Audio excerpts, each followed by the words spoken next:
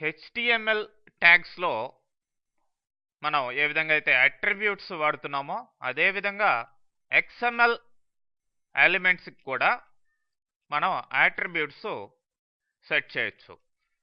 అంటే ఈ యొక్క ఎలిమెంట్స్ లేదంటే ట్యాగ్స్కి అడిషనల్ ఇన్ఫర్మేషన్ని ప్రొవైడ్ చేసేదానికి ఈ అట్రిబ్యూట్స్ అనేటివి ఉపయోగపడతాయి. అయితే డేటాకి ఈ యొక్క అట్రిబ్యూట్కి సంబంధం లేదు. డేటా సపరేట్, అట్రిబ్యూట్ సపరేట్ అన్నమాట. ఓకే, ఫర్ ఎగ్జాంపుల్ ఇక్కడ చూడండి, ఫైల్ అనే ఎలిమెంట్ తీసుకున్నాం. ఇక్కడ టైప్ అనేది దీనికి అట్రిబ్యూట్, దీనికి వాల్యూ GIF అని ఇవ్వడం జరిగింది.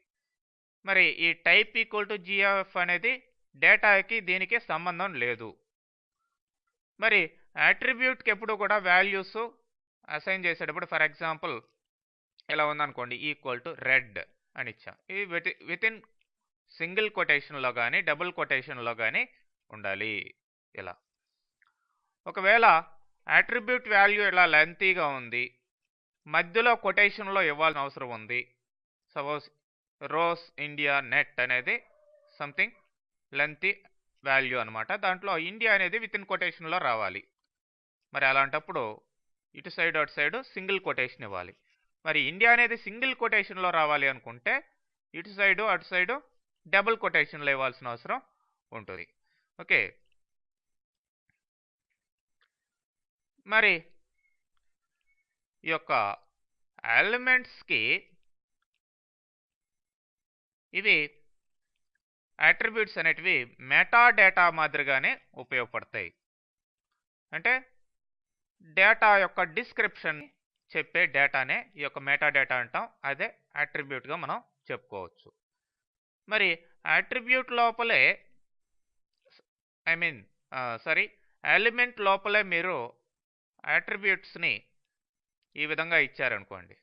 ఇక్కడ టు, ఫ్రమ్, సబ్జెక్ట్ అనేటివి ఎలిమెంట్స్గా ఉండాల్సింది పోయి అట్రిబ్యూట్ లాగా సెట్ చేసాం.